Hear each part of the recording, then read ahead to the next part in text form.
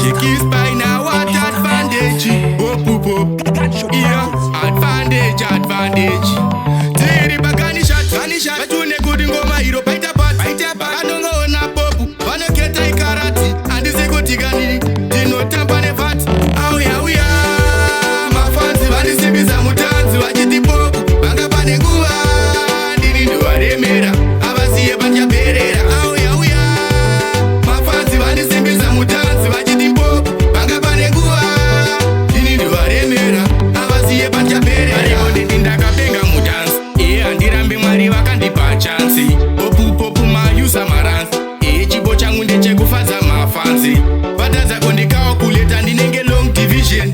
Vari paresi tiri pamission. Ku high speed kuno competition. Advantage ekishandia. Auya mafansi vandisimbisa mutanzi. Vachiti popu banga pane nguwa.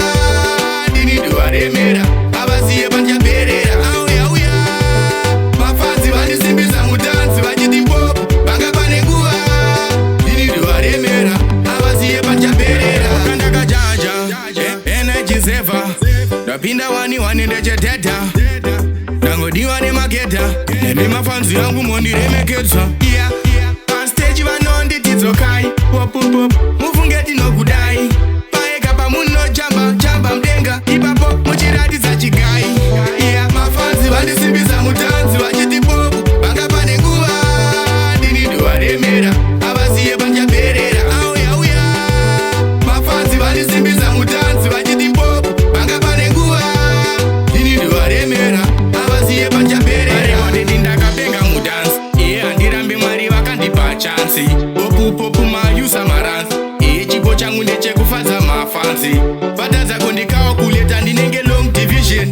Vari paresi tiri pamission. Ku high speed kuno competition.